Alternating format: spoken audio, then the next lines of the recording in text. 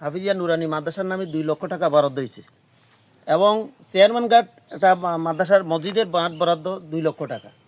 কিন্তু আমরা এইভাবে আমাদের শহরের যে নেতারা ছিল যেমন হাসান মাকসুদুর রহমান এবং জাকির হোসেন মনু, তারপর এই শিকদার ফিরোজ শিকদার, এরপরে সবাই জানাই জিজ্ঞাসা করলাম যে ভাই আমাদের এই বরাদ্দটা কোথায় গেল।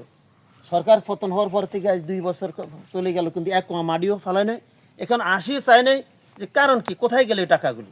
জিজ্ঞাসা করলে ওইতে কাছে হইব এই টাকাটা কোথায় গেল, কে গেল, কোথায় গেল। অথচ এই মাদ্রাসাটা হলো বর্তমান স্পিকার মেজর অবসরপ্রাপ্ত হাফিজউদ্দিন আহমেদের স্ত্রীর নামে, যে এলাকাবাসী খুশি হয়ে যে সে একজন শিক্ষাবিদ ছিল এবং বাংলাদেশের মধ্যে একদম ভালো লোক ছিল, ঠিক বিদায় তার স্ত্রীর নামে মাদ্রাসার নাম রাখা হলো।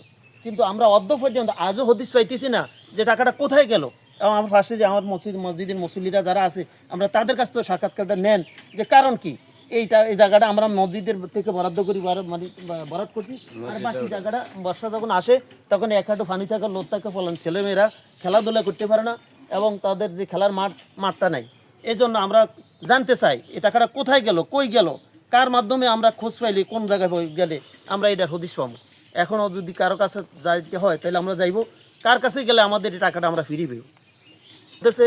এবং সাংস্কৃতিক অনুষ্ঠান চলতেছে, সাপ্তাহিক যখন হয় জলসা হয়, এই জলসাতে দোয়া হয় যে যারা সেই পাইব হাফিজ। হ্যাঁ, তো আর ওই নেতা করে জিজ্ঞাসা করলে নেতারা বলতেছে এটা ওই গেছে টাকা কোথায় আছে কইতারি না। বড় নেতা করে জিজ্ঞাসা করলে যে এটা আমরা সোনাপুর ইউনিয়নের নেতা করে জিজ্ঞাসা, সোনাপুর ইউনিয়নের নেতা করে জিজ্ঞাসা করলে আমরা কইতারি না, কই গেছে ওইতারি করে জ্ঞান, ওইতারি জিজ্ঞান, কারণ কি, হদিসটা কোথায়, কি ব্যাপার, টাকাটা কোথায় গেল।